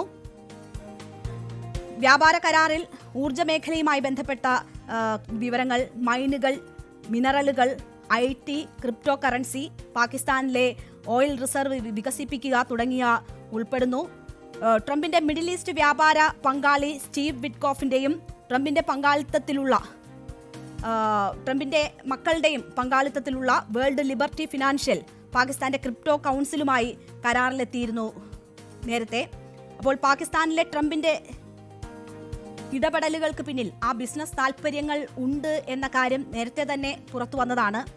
ട്രംപിന്റെ ആസ്തി അത് 10 മടക്കാക്കി ഉയർത്തുന്നത് ഈ ക്രിപ്റ്റോയിൽ നിന്നുള്ള വരുമാനമാണ് എന്നാണ് കണക്കാക്കുന്നത്. അപ്പോൾ അദ്ദേഹം ആ ബിസിനസ് താല്പര്യങ്ങൾക്ക് വലിയ പ്രാധാന്യം നൽകുന്നുണ്ട് എന്ന് വേണം മനസ്സിലാക്കാൻ. അതിന് പാകിസ്ഥാൻ ഏറെ പ്രധാനപ്പെട്ട ഒരു ഇടമായി ട്രംപ് കാണുന്നുണ്ട്. അപ്പോൾ അതുമായി ബന്ധപ്പെട്ടുള്ള താല്പര്യങ്ങൾ കൂടി പാകിസ്ഥാനുമായുള്ള ചർച്ചകളിൽ ട്രംപ് ഉയർത്തിപ്പിടിക്കുന്നു എന്നാണ് മനസ്സിലാകുന്നത്. അപ്പോൾ അങ്ങനെയുള്ള സാധ്യതകൾ പ്രയോജനപ്പെടുത്തുക കൂടി ഈ കൂടിക്കാഴ്ചയുടെ ഒരു പ്രധാനപ്പെട്ട വിഷയമായി വരുന്നു. അപ്പോൾ ഈ സാഹചര്യങ്ങളൊക്കെ നിലനിൽക്കുമ്പോൾ നടക്കുന്ന ചർച്ച എന്ന നിലയിൽ വലിയ പ്രാധാന്യം ട്രംപും പാക് പ്രധാനമന്ത്രി ഷഹബാസ് ഷെരീഫും തമ്മിലുള്ള ഈ കൂടിക്കാഴ്ചയ്ക്ക് വരികയാണ്. വിദേശകാര്യമന്ത്രി S ജയശങ്കറും പീയൂഷ് ഗോയലും കഴിഞ്ഞ ദിവസങ്ങളിൽ അമേരിക്കയിലുണ്ടായിരുന്നു. വ്യാപാര കരാർ സംബന്ധിച്ചുള്ള ചർച്ചകൾ അവർ മറ്റൊരു തലത്തിലേക്ക് എത്തിച്ചിട്ടുണ്ട്. നവംബറിൽ ആ കരാർ യാഥാർത്ഥ്യമാകും എന്ന് കരുതിയിരിക്കുന്ന ഒരു സാഹചര്യമാണ്. ഒപ്പം തന്നെ മോദിയും ട്രംപും തമ്മിൽ ഉടൻ കൂടിക്കാഴ്ച നടക്കും എന്ന രീതിയിൽ വൈറ്റ് ഹൗസ് കേന്ദ്രങ്ങളെ ഉദ്ധരിച്ചുകൊണ്ട് മാധ്യമങ്ങൾ റിപ്പോർട്ട് ചെയ്തിരുന്നു. അപ്പോൾ അതിനുള്ള സാധ്യതകൾ നിലനിൽക്കുന്നു എന്ന വാർത്തകൾ വന്നതിന് തൊട്ടു പിന്നാലെയാണ് ഇത്തരമൊരു കൂടിക്കാഴ്ച നടക്കുന്നത് എന്നത് കൂടി നമ്മൾ മനസ്സിലാക്കണം. അപ്പോൾ പാകിസ്ഥാനുമായി ട്രംപ് കൂടിക്കാഴ്ച നടത്തുമ്പോൾ ഇപ്പോഴത്തെ സാഹചര്യത്തിൽ ഒരു കാര്യം കൂടി പ്രസക്തമാണ്. നമുക്കറിയാം, ഇസ്രയേൽ ഖത്തറിലേക്ക് നടത്തിയ ആക്രമണം, അതിന് പിന്നാലെ അറബ് രാഷ്ട്രങ്ങളിൽ ഉണ്ടായിട്ടുള്ള അമേരിക്കയോടുള്ള സമീപനത്തിൽ വന്നിട്ടുള്ള മാറ്റം, സൗദി അതിന് പിന്നാലെ പാകിസ്ഥാനുമായി ഏർപ്പെട്ടിട്ടുള്ള വിപുലമായ ഒരു പ്രതിരോധ കരാറുണ്ട്. ആ കരാറിൽ ഏതെങ്കിലും ഒരു രാഷ്ട്രത്തിന് നേരെയുള്ള ആക്രമണം ഇരു രാഷ്ട്രങ്ങൾക്ക് നേരെയുള്ള ആക്രമണമായി കണ്ട് ഇടപെടൽ നടത്തും എന്ന കാര്യം വളരെ വ്യക്തമാക്കിയിരുന്നു. അപ്പോൾ അത് ഇന്ത്യയെ സംബന്ധിച്ച് പ്രതിസന്ധി ഉണ്ടാക്കുന്ന ഒരു സാഹചര്യം കൂടിയാണ്. അപ്പോൾ പാകിസ്ഥാൻ അങ്ങനെ സൗദിയുമായി ഒരു പ്രതിരോധ കരാറിൽ ഏർപ്പെടുകയും ചെയ്തതിന് പിന്നാലെയാണ് ഇപ്പോൾ അമേരിക്കയുമായി കൂടിക്കാഴ്ച നടത്തുന്ന ഒരു സാഹചര്യം ഉണ്ടായിരിക്കുന്നത്. അപ്പോൾ ഇതിൻ്റെയൊക്കെ ഭാവി എന്താകും എന്ന കാര്യത്തിൽ വളരെ പ്രാധാന്യം ഇത് നടക്കുന്ന ചർച്ചയ്ക്കുണ്ട്. അതിനുശേഷം ഉരുത്തിരിയുന്ന തീരുമാനങ്ങളിലുണ്ട്. അപ്പോൾ ഇന്ത്യ അത് സസൂക്ഷ്മം നോക്കിക്കൊണ്ടിരിക്കുകയാണ്. ഇന്ത്യയെ സംബന്ധിച്ചും ഇരു രാഷ്ട്രങ്ങളുമായിട്ടുള്ള ബന്ധം മോശമായി നിൽക്കുന്ന സാഹചര്യത്തിൽ അവർ തമ്മിലുണ്ടാകുന്ന ഏതൊരു കരാറും ഉടമ്പടിയും ഇന്ത്യയെ സംബന്ധിച്ച് കൃത്യമായി പഠിക്കേണ്ടതുണ്ട്, നിലപാടുകൾ സ്വീകരിക്കേണ്ടതുണ്ട്. അപ്പോൾ അമേരിക്കൻ നീക്കം എന്താണ്, ഒപ്പം തന്നെ പാകിസ്ഥാൻ എന്താണ് ഉദ്ദേശിക്കുന്നത് തുടങ്ങിയ കാര്യങ്ങളിൽ വ്യക്തത വരണമെങ്കിൽ ആ കൂടിക്കാഴ്ച കഴിയുകയും അതിൻ്റെ ഒരു ആകെത്തുക എന്താണ് എന്നത് നമുക്ക് മുന്നിലേക്ക് എത്തുകയും ചെയ്യേണ്ടിയിരിക്കുന്നു. എന്തായാലും കാത്തിരിക്കാം. ട്രംപ് ഇന്ത്യയെ സംബന്ധിച്ച് സുഖകരമായിട്ടുള്ള സാഹചര്യങ്ങൾ ഒന്നുമല്ല സൃഷ്ടിച്ചുകൊണ്ടിരിക്കുന്നത്. ഓരോ ദിവസവും ട്രംപിന്റെ ഭാഗത്തു നിന്നുള്ള അടിയേറ്റുകൊണ്ടിരിക്കുന്നു എന്ന് വേണം പറയാൻ. എന്തായാലും വ്യാപാര കരാറിലേക്ക് നീങ്ങുന്നതിന് മുന്നോടിയായി വലിയ രീതിയിലുള്ള സമ്മർദ്ദം ട്രംപിന്റെ ഭാഗത്തു നിന്നും ഉണ്ട്. ചില അമേരിക്കയ്ക്ക് അനുകൂലമായിട്ടുള്ള ഇളവുകൾ നേടിയെടുക്കുന്നതിൽ എന്ന് മനസ്സിലാക്കുന്നു. അപ്പോൾ ആ സമ്മർദ്ദം തുടരുന്നതിനിടയിൽ തന്നെയാണ് പാക് പ്രധാനമന്ത്രിയെ വിളിച്ച് ട്രംപ് കൂടിക്കാഴ്ച നടത്തുന്നത്. അപ്പോൾ ഒരു പക്ഷേ ഇന്ത്യക്ക് മേൽ കൂടുതൽ സമ്മർദ്ദം ചെലുത്താനുള്ള നീക്കങ്ങൾ ട്രംപിന്റെ ഭാഗത്തു നിന്നും ഉണ്ടാകും എന്നത് പ്രതീക്ഷിക്കുന്നുണ്ട്. അപ്പോൾ എന്താണ് ട്രംപ് ഇനി ഉയർത്താൻ പോകുന്ന വെല്ലുവിളി എന്നത് നമുക്ക് കാത്തിരുന്ന് തന്നെ കാണാം. എന്തായാലും സ്വാശ്രയത്വം കൊണ്ട് മാത്രമേ ഇത്തരം ഭീഷണികളെ നേരിടാൻ പറ്റുള്ളൂ എന്ന ഒരു ബോധ്യത്തിലേക്ക് ഇന്ത്യയെ എത്തിക്കാൻ എന്തായാലും ട്രംപിന്റെ നടപടികൾക്ക് കഴിയുന്നുണ്ട്. ആ ഒരു നീക്കം രാഷ്ട്രം തുടങ്ങിക്കഴിഞ്ഞിട്ടുണ്ട്. അപ്പോൾ എന്താണ് ട്രംപ് ഇനി സമ്മാനിക്കാൻ പോകുന്നതെന്നത് നമുക്ക് കാത്തിരുന്ന് കാണാം.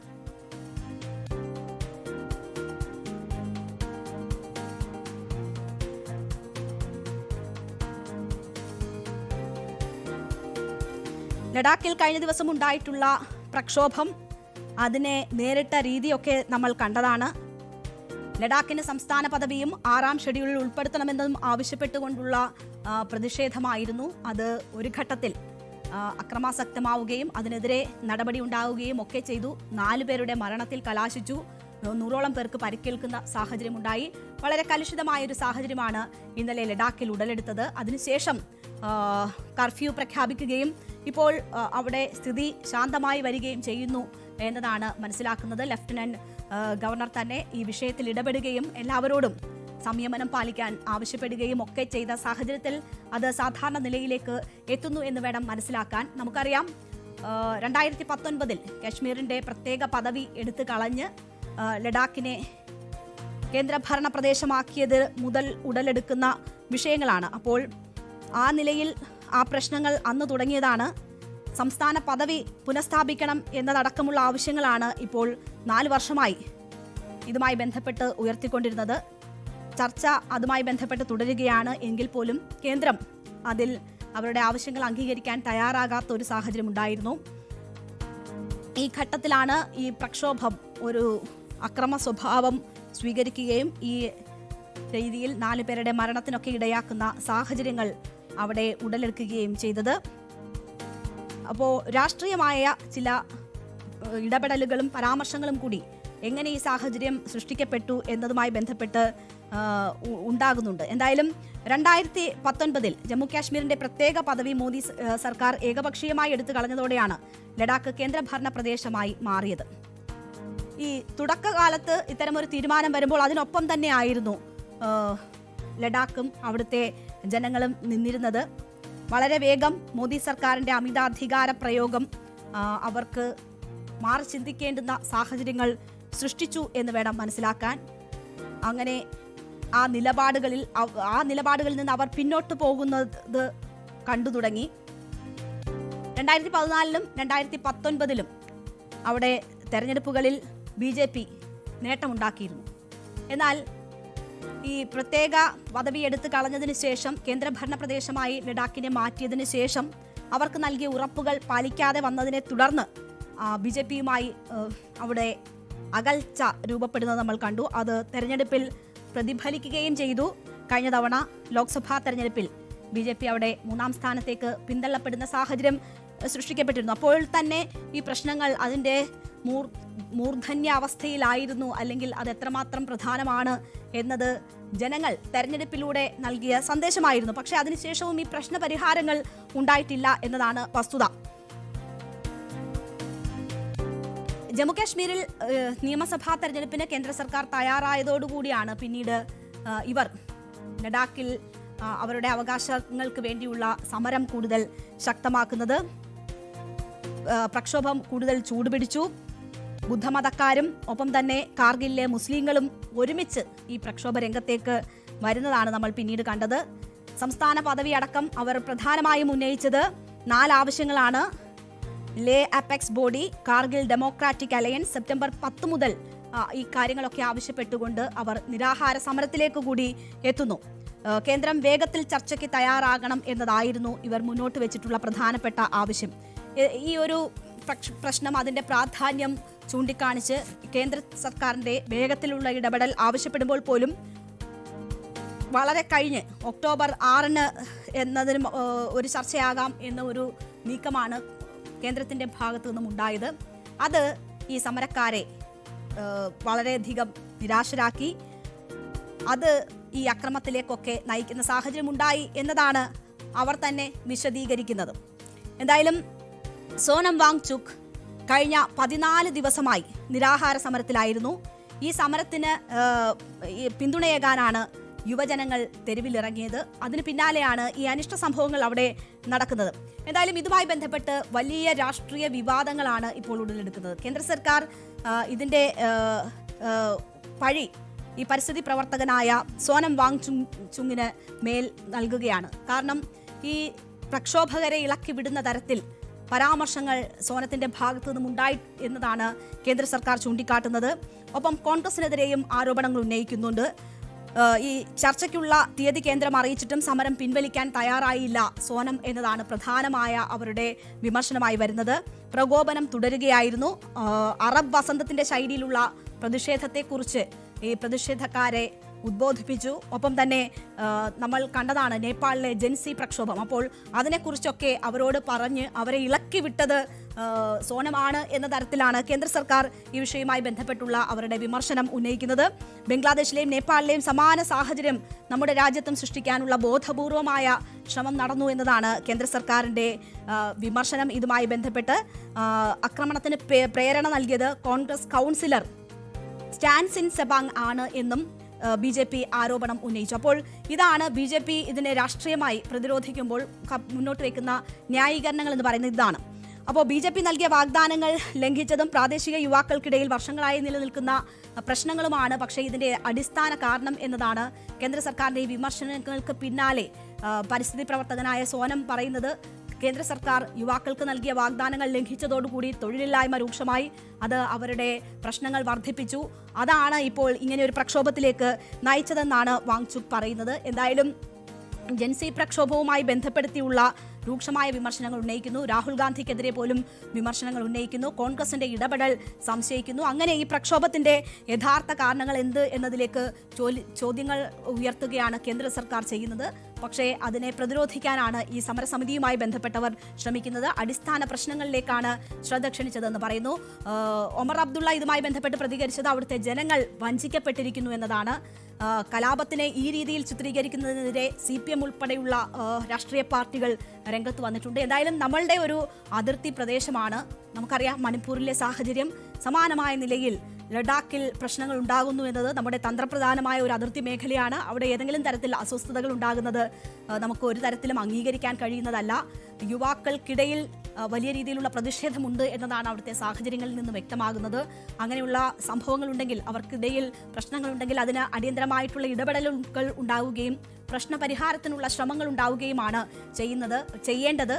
അത് അധികാരികൾ ആ നിലയിലേക്ക് എത്തുമെന്നത് നമുക്ക് പ്രതീക്ഷിക്കാം. എന്തായാലും ഒക്ടോബർ 6-ന് കൂടിക്കാഴ്ച അല്ലെങ്കിൽ സംസാരിക്കാം ഈ കാര്യങ്ങൾ എന്നതാണ് പറഞ്ഞിരിക്കുന്നത്. ഇപ്പോഴത്തെ സാഹചര്യത്തിൽ ഒരുപക്ഷെ നേരത്തെ ചർച്ച ചെയ്ത് പ്രശ്നപരിഹാരത്തിനുള്ള സാധ്യതയുണ്ട് എങ്കിൽ അത് തേടുകയാണ് ചെയ്യേണ്ടത്. നമുക്ക് ഇടവേളയ്ക്ക് ശേഷം തിരിച്ചെത്താം. Petra, India's premium steel doors, അഴകിലും ഉറപ്പിലും കാലാതീതം. And Denwood. ഇനി ഹോം ഇന്റീരിയറിന് Denwood, the next generation wood. ഇനി നമുക്ക് മറ്റു ചില പ്രധാന വാർത്തകൾ വളരെ വേഗത്തിൽ നോക്കാം. സംസ്ഥാനത്ത് അടുത്ത 3 ദിവസത്തേക്ക് ശക്തമായ മഴയ്ക്ക് സാധ്യത. കേരളം, കർണാടക, ലക്ഷദ്വീപ് തീരങ്ങളിൽ മത്സ്യത്തൊഴിലാളികൾക്ക് ജാഗ്രതാ നിർദ്ദേശം. തിരുവനന്തപുരം, കൊല്ലം, പത്തനംതിട്ട, ആലപ്പുഴ, കോട്ടയം, ഇടുക്കി, എറണാകുളം എന്നീ ജില്ലകളിൽ യെല്ലോ അലർട്ട്. 27 വരെ തീരങ്ങളിൽ മത്സ്യബന്ധനത്തിന് പോകുന്നത് പൂർണ്ണമായും ഒഴിവാക്കാൻ നിർദ്ദേശം. ഭൂട്ടാൻ വാഹന തട്ടിപ്പിൽ ECIR രജിസ്റ്റർ ചെയ്യാൻ ED. വാഹന തട്ടിപ്പിന്റെ മറവിൽ കള്ളപ്പണ ഇടപാട് നടന്നതായി EDയുടെ പ്രാഥമിക കണ്ടെത്തൽ. ED ഉദ്യോഗസ്ഥർ രേഖകൾ വിശദമായി പരിശോധിച്ചു. ഭൂട്ടാനിൽ നിന്നും കടത്തിക്കൊണ്ടുവന്ന വാഹനങ്ങളിലും വൻ ക്രമക്കേട് നടന്നിട്ടുണ്ടെന്ന് MVD.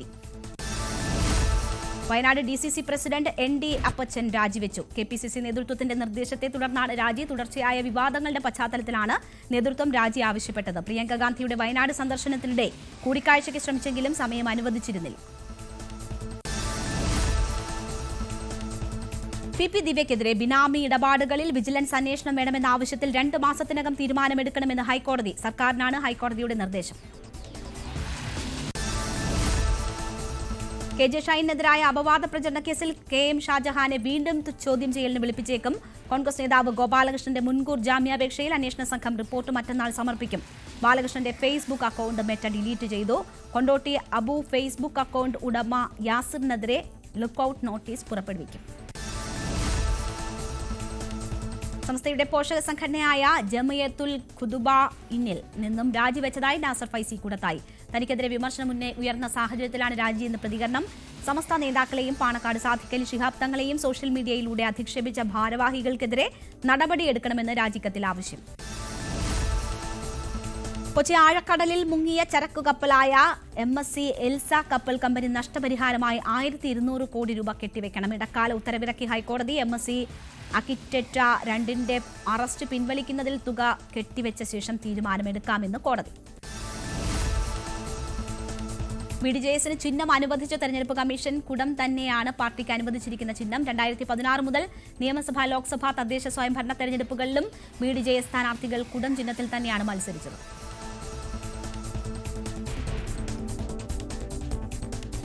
തിരുവനന്തപുരം ജനറൽ ആശുപത്രിയിൽ ചികിത്സാ പിഴവിൽ കുടുങ്ങിക്കിടക്കുന്ന ഗൈഡ് വയർ പുറത്തെടുക്കുന്നത് സങ്കീർണമെന്ന് ആരോഗ്യ വിദഗ്ധർ. ശസ്ത്രക്രിയയ്ക്കിടെ രക്തക്കുഴലുകൾ പൊട്ടാൻ സാധ്യതയുണ്ടെന്നാണ് വിദഗ്ധ സമിതിയുടെ കണ്ടെത്തൽ. ഇക്കാര്യം പരാതിക്കാരി സുമയ്യയെ ധരിപ്പിക്കുമെന്ന് ആരോഗ്യവകുപ്പ്.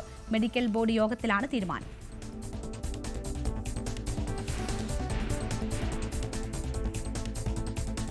സൗന്ദര്യം ആസ്വദിക്കാനാണ് പറ്റുന്നതെങ്കിൽ കുറച്ച് ആക്ടിവിറ്റി കൂടി സാധ്യമാകുന്ന ഒരിടമാണ് ഇവിടുത്തെ ഈ കടുക്ക ബസാർ. അപ്പോൾ അവിടേക്ക് നമ്മളെ കൊണ്ടുപോകുന്നത് MS അനീഷ് കുമാറാണ്. എന്താണ് അവിടെ കാണാനുള്ളതെന്ന് കണ്ടിട്ട്. തീരത്തു നിന്നും കടൽപ്പാലം പോലെ വെള്ളത്തിലേക്ക് നീളുന്ന പാറക്കൂട്ടങ്ങൾ, അതാണ് കടുക്ക ബസാറിന്റെ ഏറ്റവും വലിയ ആകർഷണം. വേലിയിറക്ക സമയത്തും ഒക്ടോബർ, നവംബർ മാസങ്ങളിലും പ്രകൃതി ഒരുക്കുന്ന പാലത്തിലൂടെ ഏറെ ദൂരം സഞ്ചരിക്കാം.